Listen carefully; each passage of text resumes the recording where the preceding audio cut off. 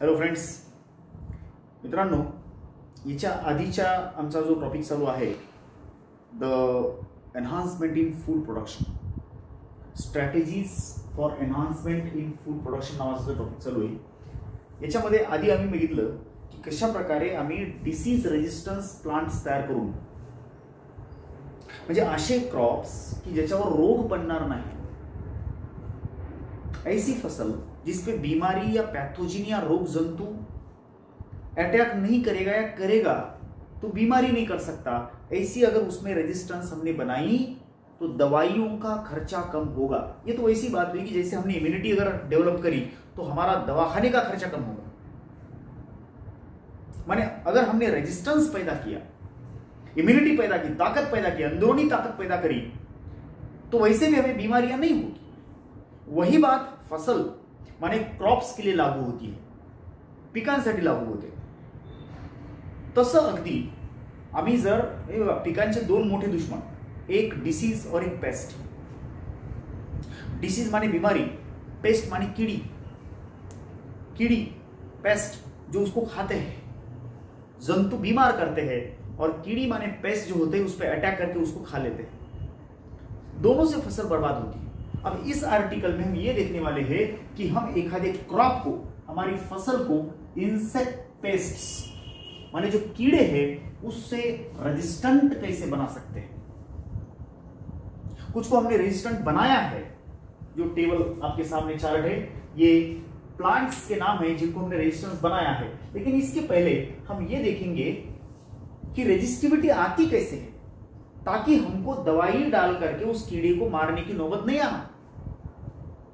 Problem काय आहे, आम्ही विष जहर टाकून एखाद्या किड्याला मारू शकतो, पण त्याचे दुष्परिणाम, साइड इफेक्ट जास्त आहेत। तो फवारा 1% किड्यावर पडतो, 99% वातावरणामध्ये मिसळतो, मातीत मिसळतो, हवेत मिसळतो, पाण्यात मिसळतो। पावसाच्या पाण्यानं नदी देतो, शेतातलं पाणी नदीमध्ये येते, नदीतून आमच्या नळात येते, घराला येते, और वो जहर हमारे शरीरों में जा रहा है।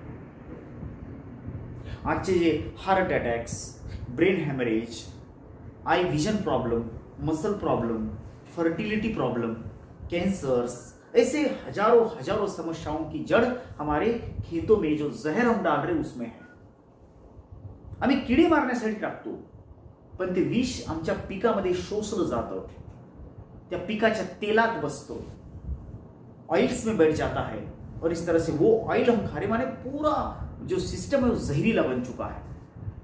Everything is poisonous. असं नाही की आम्ही पिकांना रेजिस्टंट बनवलं, प्रतिकारक्षम बनवलं किड्याच्या विरोधात, तर फक्त आमच्या औषधीचा खर्च वाचणार आहे, पण आमचा जीव सुद्धा वाचणार आहे। औषधांचा खर्च सोडून द्या, पण सगळ्यात महत्वाचं तुम्ही पर्यावरण जे आहे ते पूर्णपणे नष्ट करत आहात। ज्यावेळेस आम्ही फवारा मारतो, 99% ज्यावेळेस फवारा मातीवर पडतो, त्या मातीतले बॅक्टेरिया मारले जातात, त्या मातीतला माइक्रोफ्लोरा, माइक्रोफोना, फ्लोरा, फौना, जंतु जो हमारा बेनिफिट करते हैं, बायो फर्टिलाइजर्स जिसको बोलते हैं, 100 किस्म के बायो फर्टिलाइजर मट्टी के अंदर होते हैं, वो मारे जाते हैं, और इसीलिए हमारा एग्रीकल्चर पूरी तरह से केमिकल हो रहा है। और केमिकल एग्रीकल्चर जो है इज इक्वल टू डेजर्ट, रेगिस्तान। तो इससे हम छुटकारा कैसे पा सकते हैं? दोस्तों, अगर हमने हमारी फसल को कीड़े के लिए रेजिस्टेंट बनाया, कीड़ा उस पे आया लेकिन टिका नहीं, कीड़ा उस पे अटैक करा लेकिन उसको खा नहीं सका फसल को, कीड़ा उस पे आया लेकिन खास उस पे असर नहीं अगर छोड़ सका, तो हम जीत गए। इसको बोलेंगे resistivity against paste, insect pest. तो एक तरीका है, मैं आपको बोलता, ऐसे तो बहुत सारे की देखो, कपास, आमच्याकडे कापूस सगळे लोक लावतात, खूप लोक लावतात, कापसाचा पेरा भरपूर आहे। जर समजा कापसाचे सीड, युअर लीव्स, पानं हेरी असतील, हेरी कॉटन लीव्स, उनके ऊपर बाल है, तो भैया आफिड्स आणि जासीड्स जे सकिंग पेस्ट आहे, आफिड्स अँड जासीड्स, आफिड आणि जासीड्स हे सकिंग पेस्ट आहे, म्हणजे पानावरचं जे ज्यूस पितात, ते पानाचं ज्यूस पितात, त्या पानावर ते बसूच शकत नाहीत, त्याच्यात बारीक बारीक बारीक बारीक जर त्याच्यावर केस असतील पानावर, हेरी लीव्स अगर है कॉटन की लीव्स अगर हैरी है तो अफिड जासीड उस पर सेटल नहीं होते, वो निकल जाते हैं। आप समझ रहे? ठीक वैसा सॉलिड स्टेम ऑफ व्हीट, जर समजा गव्हाचं खोड आम्ही सॉलिड केलं, सॉलिड माने एकदम ऐसा, तुम्ही गव्हाचं स्टेम बघा, त्याला आम्ही तणी सुद्धा म्हणतात, काही लोक तणी, स्ट्रॉ, ते आतून पोकळ असते स्ट्रॉ के जैसा, और वैसे स्टेम पे सॉफ्लाय नावाचा जो किडा आहे, सॉफ्लाय म्हणजे त्याचं तोंड असतं ना, ते सॉफ्ट आणि पर्वतासारखं असतं, और उसको कटिंग करता है, उस स्टेम को कट करता है, लेकिन ते जर सॉलिड असेल तर ते कट नाही करू शकणार। म्हणजे यहाँ पे हम जीत गए। इथं कापसाचे पान केस असलेले हेरी जर केले तर ते अफिड जासीड सारखे सकिंग पेस्ट, त्याला मराठीत म्हणतात बघा मावा आणि तुडतुडे। तुम्ही जर शेतांमध्ये गेलात किंवा आता सुद्धा एखादं बल्ब तुमचं जर बाहेर वरांड्यामध्ये लावलेलं असेल ना, तर हिरवे बारीक बारीक किडे जमा होतात त्या बल्बच्या आसपास, आणि ते तुडतुड उडत असतं, त्याच्यामुळे त्यांना नाव दिलं तुडतुडे। बरं, तो जासीड मावा जो असतो ना, तो काळे छोटे किडे असतात, शेंड्याला असतात बघा, चिटकून बसलेले, त्याला हात लावला तर टचा फुटतात ते, म्हणजे उससे पानी निकलता है, हरा पानी निकलता है, वो दे अफिड्स, वो सकिंग पेस्ट है। They will suck the juice from the plants, your crops, फसल से आपका जूस सारा पी लेंगे वो। वीट का एक बड़ा दुश्मन है वो है सॉफ्लाई। तो सॉलिड अगर स्टेम बना दिया आपने तो सॉफ्लाई से आपको छुटकारा मिल सकता है। दूसरी बात, और एक चीज, कपास में एक सबसे बड़ा प्रॉब्लम है बोलवर्म, बोंड अळी, आणि ती बोंड अळी त्या कापसाला जास्त अट्रॅक्ट होते ज्याच्यामध्ये शुगर कंटेंट किंवा नेक्टर जास्त असतं। सो लेस नेक्टर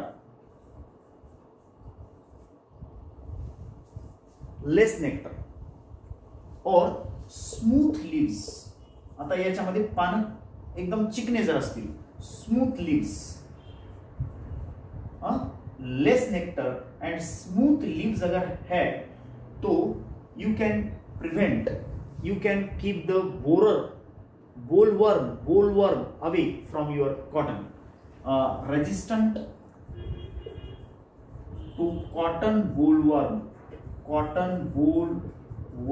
म्हणजे बोंड अळी, त्याला मराठीमध्ये म्हणतो आपण बोंड अळी। ही बोंड अळी जी असते ना, ती हिरवी आणि पांढरी असते। मित्रांनो, तुम्ही बघितलं असेल, आमच्याकडे कापसाचा पेरा भरपूर असतो, ज्यांच्याकडे कापस शेतात आहेत त्यांनी बघा, बोंड अळी जी असते ती हिरवी आणि पांढरी असते, बरीचशी लांब असते, आणि ती बोंड अळी त्या कापसाला जास्त खाते, ती बोंडामध्ये असं छिद्र करते, मध्ये घुसते, मध्ये बरेचसे अंडे देते। मग त्या कापसाला बोंड अळीचा परिणाम होणार नाही ज्या कापसामध्ये शुगर कमी आहे, नेक्टर माने शुगर, आणि ज्या कापसाचे पानं कसे स्मूथ आहेत, स्मूथ पानांच्यावर ती बोंड अळी घसरून पडत। हेरी केस असलेली पानं असतील तर अफिड आणि जासीड घसरून पडतील, म्हणजे तिथे टिकणारच नाहीत ते। आणि जर स्मूथ कापूस असेल, ज्या भागामध्ये किंवा ज्या कापसाचा प्रॉब्लेम असा आहे की त्याला बोंड अळी लागते, ती पानं जर आम्ही स्मूथ केली आणि त्याच्यामध्ये शुगर कमी जर ठेवलं तर it will protect your cotton from cotton bollworm. अगदी तसं high aspartic acid, less nitrogen and less your sugar will help to keep the maize corn borer away। जसं आम्ही कापसाच्या बाबतीमध्ये सांगितले की बाबा जर तुम्ही त्याच्यामध्ये पानं कशी ठेवायची, चिकने आणि शुगर कमी, कापसात शुगर असते बरं, आणि ते बोंड जे असतात ते गोड असतात, त्याच्यामुळे वानरं माकडं ती बोंड खातात। ती बोंड खाण्याचं कारणच ते आहे की ते गोड लागतात, आणि त्याच्यामुळं किडे सुद्धा त्याच्यावर खूप अट्रॅक्ट होतात, आळ्या सुद्धा अट्रॅक्ट होतात, त्याला आम्ही बोलवर्म असं म्हणतो, मराठीमध्ये बोंड अळी ही कापसाचे एक जन्मजात दुश्मन आहे, आणि अख्ख्या जगात या बोंड अळीच्यामुळे शेतकरी खूप परेशान असतात। बऱ्याचदा त्याच्यावर खूप सारे असे दवाई टाकतो आम्ही, पण त्याचा असर होत नाही। त्याच्यापेक्षा आम्ही जर पिकालाच, कॉटनलाच त्याच्या विरोधात उभं केलं, अगर हमने कॉटन का प्लांट ही ऐसा बनाया है कि वो जो बोलवर्म है उस पर असर ना करे, तो आप जीत गए। दवाई डाल के उसको मारने की बजाय कपास उसको आने ही नहीं दे रहा। कैसा? कपास में शुगर कम होना, कपास के पत्ते चिकने होना, बोलवर्म उस पे नहीं टिकेगा। अब आ जाओ मेज में, मक्का में। मेज, मक्का, कॉर्न। मक्का में एक सबसे खतरनाक प्रॉब्लम है कॉर्न बोरर। कॉर्न बोरर माने मक्का के स्टेम को बोर माने सुराख करने वाला एक अल्ली है, और वो उसको बड़ा डैमेज करता है मक्का को। वैसे भी मक्का स्वीट होता है, तो इसके लिए भैया अगर हमने ऐसी मक्का की जात बनाई जिसमें there is high aspartic acid, high aspartic acid ज्यादा, plus okay there is less nitrogen. ऐसा मक्का हमने अगर बनाया कि जिसमें एस्पार्टिक एसिड ज्यादा है, नाइट्रोजन कम है एंड लो शुगर, शक्कर कम है मक्का में, तो ऐसी अगर जाति हमने बना दी तो भैया जो उसको क्या बोलते हैं, जो स्टेम बोरर, कॉर्न बोरर है, कॉर्न बोरर का मतलब होता है उसको सुराख बनाने वाली अल्ली, मक्का को सुराख बनाने वाली अल्ली, कॉर्न बोरर से हम छुटकारा पा सकते हैं। क्या क्या कंडीशन है? मक्का कैसा होना चाहिए? हाई एस्पार्टिक एसिड ये ज्यादा, नाइट्रोजन कम एंड शुगर कम। अगर है तो आप मक्का के दुश्मन को भगा सकते हैं बिना दवाई डाले। और वैसे भी ऐसे जो मतलब ये होते हैं, क्या बोलते हैं उसको हम, फसलें होती है जो खाने पीने की चीजें, जैसे कि मक्का है, ज्वार है, बाजरा है, उस पर अगर जहर डालते हैं तो उसका असर बहुत खतरनाक होता है दोस्तों, क्योंकि वो जहर कुछ ना कुछ तो आपके सेहत पे असर जरूर करेगा।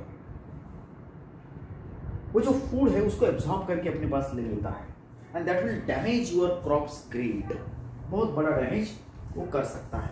और इसीलिए you must be very careful.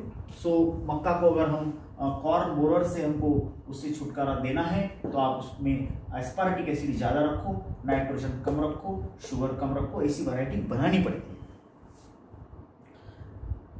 और ये कैसे बनाना है वो भी मैं बोलता कि हम क्रॉस कर सकते हैं, हायब्रिडायजेशन कर सकते हैं।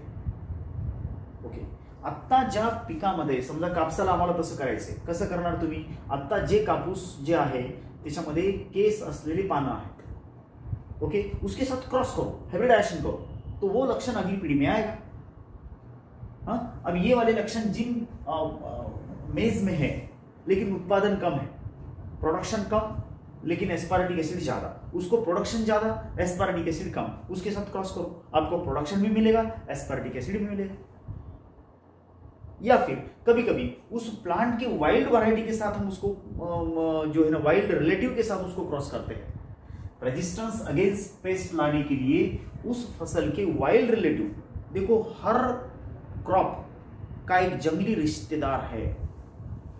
जैसे हम बोलते हैं कि हमारे रिश्तेदार, हमारे बहुत पुराने रिश्तेदार बंदर है, एप्स है, वो हमारे रिश्तेदार है, बरोबर है, और वो हमसे ज्यादा रेजिस्टेंट है।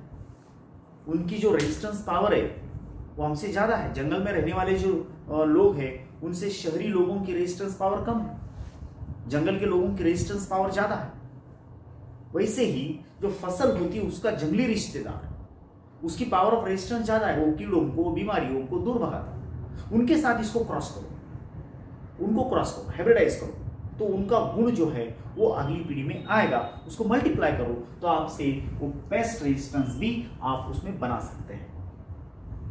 ऐसा क्रॉसिंग करके हमने कुछ वैरायटीज बनाई है। We have prepared some of the varieties. काय सांगतोय मी?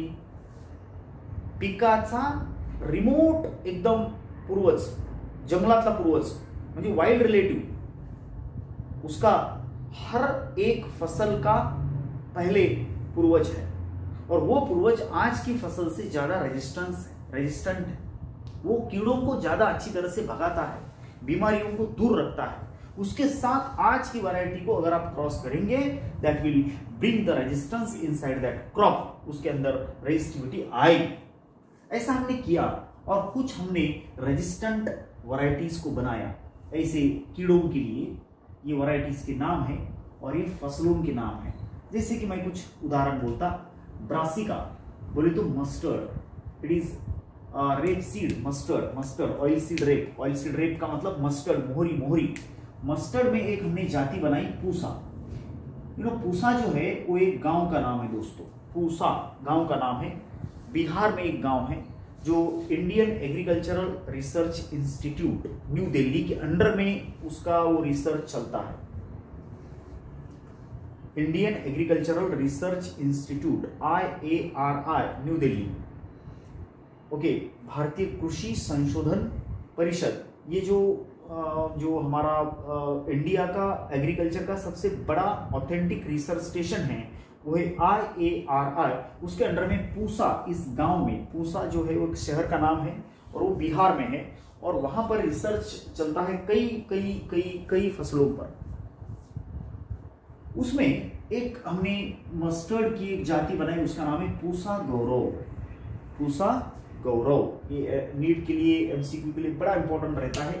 Pusa Gaurav is the variety of brassica, माने मस्टर्ड की जात जो एफिड्स के लिए रेजिस्टेंट है। आप ये ऐसा वैसा वाक्य याद रखेंगे। क्या याद रखेंगे? एफिड कौन है? कीड़े का नाम। पूसा गौरव जाति है मस्टर्ड की जाति, जो पूसा क्या है? गांव का नाम है। Pusa is the name of a city in Bihar. Bihar में पूसा नाम का एक शहर है, that work as a research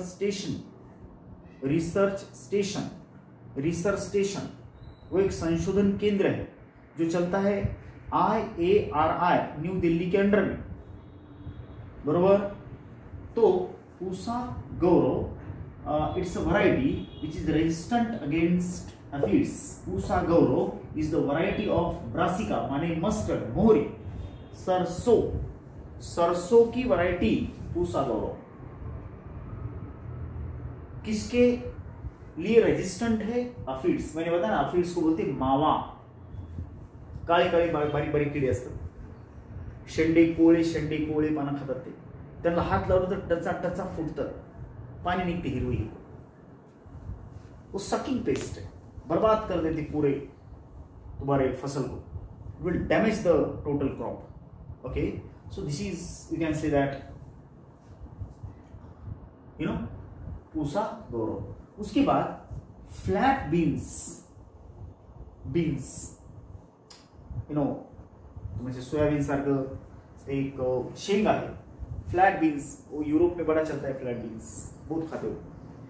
तो फ्लैट बीन की एक जाति बनाई पूसा सेम 2 एंड पूसा सेम 3। फिर से Pusa is name of a city in Bihar. मैं बार बोल रहा, एक रिसर्च स्टेशन नाव आहे, त्या सेंटरला तयार झालेली जात पूसा गौरव। पूसा या गावात तयार झालेली जात कशाची? सरसोची। Pusa Gaurav resistant to aphids. वैसे Pusa Sem 2, Pusa Sem 3 is the variety of flat beans. Flat बीनची एक जात आहे आणि it is resistant against jassids, aphids, fruit borers. Jassid, aphid मराठीमध्ये वाटलं तर लिहा। जासीड माने तुडतुडे, एफिड माने मावा। हे हिरवी किडे असतात जे उडतात तुडतुड। फ्रूट बोरर फळाला छिद्र पाडणारा किडा किंवा अळी, that is called as fruit borer. इनके लिए ये 2 वैरायटी रेजिस्टेंट है, पूसा सेम 2, पूसा सेम 3। उसके बाद ओक्रा माने भेंडी। भेंडीची जात 2 जाती मी इथे सांगतोय, पूसा सवानी आणि पूसा A4। पुन्हा Pusa. What is Pusa? It is the name of a city in Bihar. Bihar मधल्या एका शहराचं नाव आहे। आणि पूसा सवानी अँड पूसा A4 ह्या 2 जाती भेंडीच्या resistant for shoot and fruit borer. भेंडीच्या फळाला छिद्र पाडणारी अळी। तुम्ही भेंडी गाड्यावर खरेदी करता किंवा बाजारात जाऊन भेंडी खरेदी करता भाजीसाठी, त्यावेळेस तुम्ही भेंडीचं काय पाहता की त्या भेंडीला छिद्र आहे का नाही। छिद्र असेल तुम्ही ती भेंडी फेकून देता, कारण त्याच्यामध्ये अळी आहे। तर या 2 जातीला अळी छिद्र पाडू शकत नाही। कोणत्या 2 जाती? Pusa Sawani and Pusa A4। Okay, हे झालं how to make the crops resistant for certain insect पेस्टला आम्ही कशा प्रकारे एखाद्या जातीला रेजिस्टंट करू शकतो. इट इज 3 उदाहरण दिले आपण इथं. एक आहे मोहरीचं, एक सरसो मोहरीचं, दुसरं फ्लॅट बीन्सचं, तुमच्या युअर जो है ना वटाना उसके जैसा एक पी प्लांट, पी के जैसी वो फल्ली है, पी वटाण्यासारखी शेंगा आहे, ही पण मोठी असते, आणि ओकराम आणि भेंडी. तर यांचे आपण रेजिस्टंट व्हरायटीज या आहेत आणि त्या व्हरायटी या किड्यांसाठी रेजिस्टंट आहेत, जे त्यांच्यावर आपल्याला कुठलंच औषध टाकायची, दवाई टाकायची गरज नाही. So come to the point, how to make the crops nutritionally rich, वो भी एक बड़ी समस्या है. देखो, हमारे पूरी दुनिया की अगर बात करते हैं तो तकरीबन 840 मिलियन लोगों को आज भी भरपेट खाना नहीं मिलता. माने इनएडिक्वेट डाएटच कमी मिळते, अन्न पुरत नाही. किती? 840 मिलियन. 840 मिलियन लोगों को दुनिया भर के बने 84 करोड लोगों को, 84 कोटी लोकांना अजून भरपेट खाणं मिळत नाही जगभरातल्या. आणि 3 बिलियन लोक माने 300 करोड लोकांना मायक्रोन्यूट्रिएंट्सची कमी, विटॅमिन्सची कमी, कुठल्या तरी एखाद्या अन्न घटकाची कमी. बघा, 84 करोड लोकांना तर जेवणच पूर्ण मिळत नाही. वो एक समय खाना खाएंगे, एक समय भूखा सोएंगे, या फिर दोनों समय आधा आधा खाना खाएंगे. पूरा खाना नहीं मिलता. एक चीज. नंबर 2, 3 बिलियन बड़े 300 करोड़ लोग ऐसे हैं जिनको खाना तो मिलता है लेकिन न्यूट्रिएंट्स की उसमें कमी रहती है. जितने न्यूट्रिएंट चाहिए, पोषक तत्व शरीर को नहीं मिलते हैं. और दोस्तों, अगर हमें पूरे बैलेंस्ड डाइट नहीं मिलता है, पूरे पोषक तत्व अगर नहीं मिलते हैं, तो आपका जो शारीरिक विकास है वो नहीं होता है, या फिर मेंटल डेवलपमेंट नहीं होता है, या फिर मेंटल एबनॉर्मलिटी आती है, दिमाग अच्छे से काम नहीं करता है, शारीरिक क्षमताएं कम हो जाती है, बॉडी कैपेसिटीज कम हो जाती है. भूखा रहना, इससे भी रेजिस्टेंस पावर कम होता है, रेजिस्टेंस पावर, और कुछ न्यूट्रिएंट की कमी से भी पावर ऑफ रेजिस्टेंस कम हो जाता है. वो देशों में ज्यादा बीमारी आप देख सकते हैं जिन देशों में लोग भूखे रहते हैं, भरपेट खाना नहीं मिलता है, या फिर खाना तो मिलता है लेकिन क्वालिटी, जो खाने की क्वालिटी है, मैं ये नहीं बोल रहा कि पिज्जा बेस्ट क्वालिटी फूड है, मैं ये नहीं बोल रहा कि vada pav best quality food है, मैं ये नहीं बोल रहा कि केक खाना बहुत महंगा केक खाना अच्छा क्वालिटी है, महंगा पिज्जा खाना अच्छा क्वालिटी फूड है. मैं ये बोल रहा न्यूट्रिशनली बैलेंस्ड फूड, उसमें कीमत की बात नहीं रही. उसके अंदर जो होना, वो सब्जियां, हरी पत्तेदार सब्जियां, उसके बाद दूध, eggs, meat, fish, oils, grains, rice, carbohydrate, proteins, fats, vitamins, micronutrients, ये सारी चीजें अगर मिल रही है तो that is the balanced diet. लेकिन दुनिया के 300 करोड़ लोगों को पूरा बैलेंस्ड डाइट नहीं मिलता. मतलब आप देख सकते हैं कि आधी आबादी ऐसी है, आधी दुनिया की आधी आबादी जो है, और इसीलिए बीमारियां, यानी एपिडेमिक्स, पैंडेमिक्स बढ़ रहे हैं. उसका एक कारण यह भी है, हमारा डाइट उसके लिए काफी हद तक रेस्पॉन्सिबल है.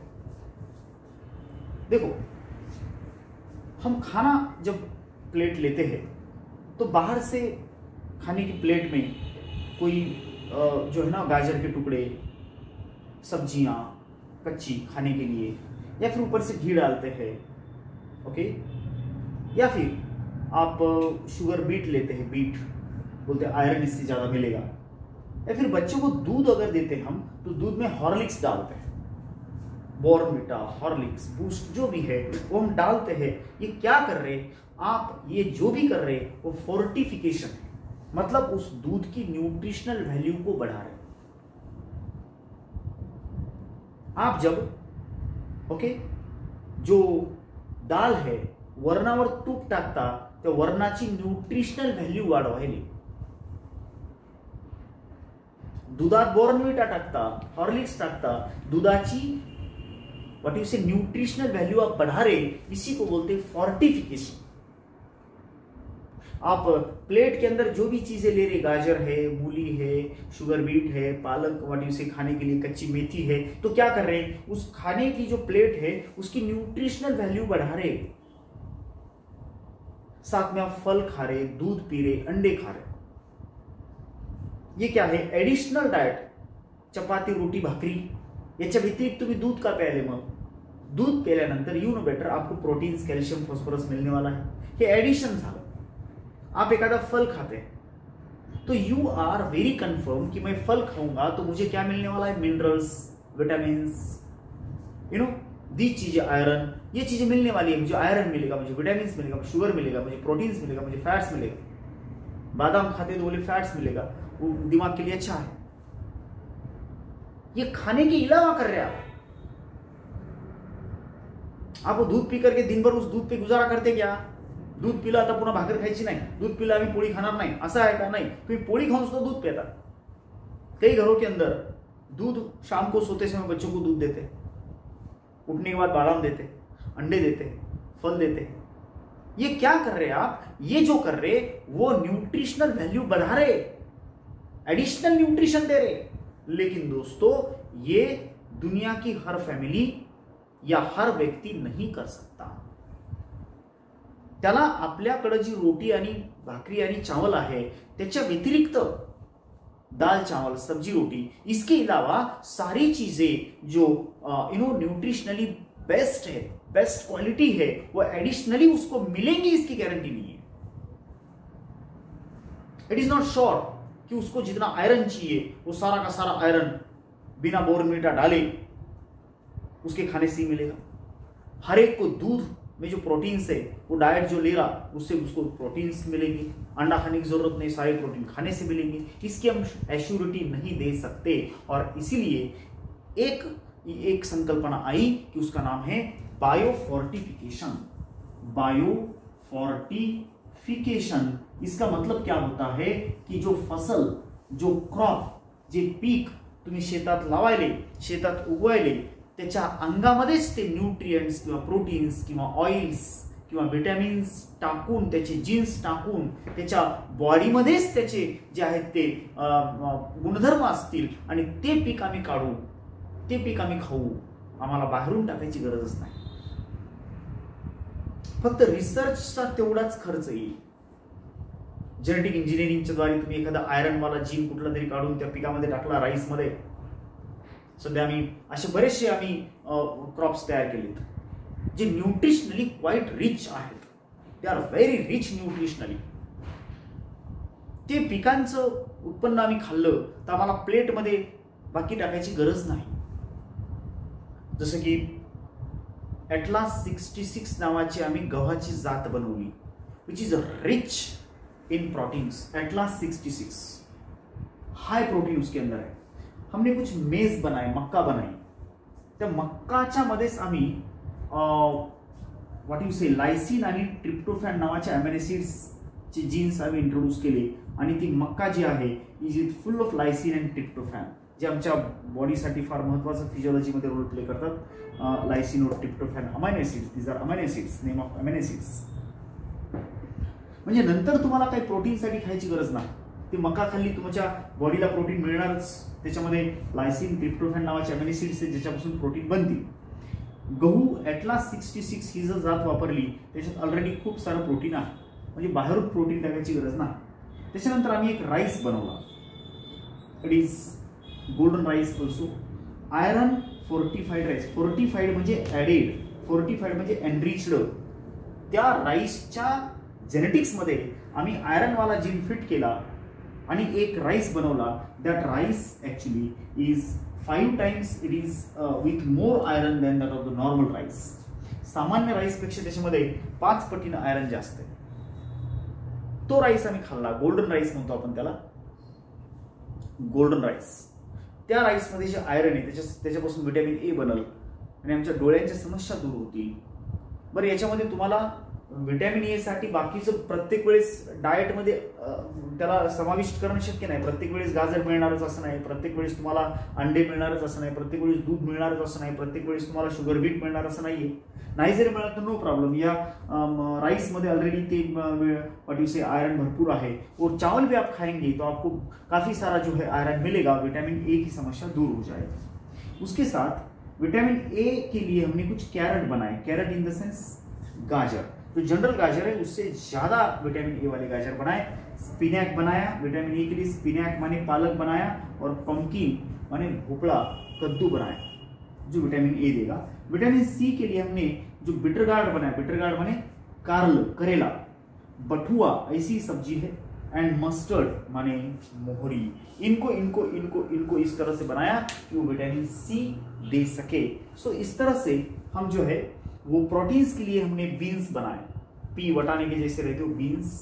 लाबलाब नाम का और एक लेग्यूम है, उसको बनाया. और फ्रेंच एंड गार्डन बीन्स बनाए for the protein rich diet. Protein के लिए देखो, प्रोटीन के लिए व्हीट भी है, एटलास 66 हाई प्रोटीन. मेज में भी लाइसिन, ट्रिप्टोफैन तो प्रोटीन्स का सोर्स है. And your beans, lablab and French and garden beans. तो कुछ बीन्स है ये. बीन्स का मतलब योर वटाने की जाति के, मतलब वटाने की फैमिली से है, फैबेसी फैमिली, सोयाबीन जैसे है. तो इनसे हमको प्रोटीन काफी ज्यादा मिलेगा. सो दोस्तों, इस हेडिंग का नाम है बायो फोर्टिफिकेशन. माने जो क्रॉप आप लगा रहे खेत में, उस क्रॉप में ही वो न्यूट्रिएंट्स प्रेजेंट है. बाहर से प्लेट में डालने की जरूरत नहीं है. वो जो प्लांट निकलेगा तो वो उसके गुणधर्म साथ में लेके पडेगा. फक्त त्याच्यामध्ये जेनेटिक इंजिनिअरिंग आम्हाला ते काही जीन्स टाकावे लागतील. एकदा टाकले तेवढाच खर्च, लॅबोरेटरीमध्ये प्रयोगशाळेत आलेला खर्च, पण त्याचा उपयोग किती व्हायला. प्रत्येकाच्या प्लेटमध्ये ते बाहेरून अंडे आणि बाकीचं टाकण्यापेक्षा तुम्ही डायरेक्ट त्या पिकालाच न्यूट्रिशनली हाय करा. पुढचा खर्च खूप टळल, छोटासा सुरुवातीला लागल. This is bio fortification. It is enriching the diet, enriching the diet, enriching the diet right from plant, right from crop itself.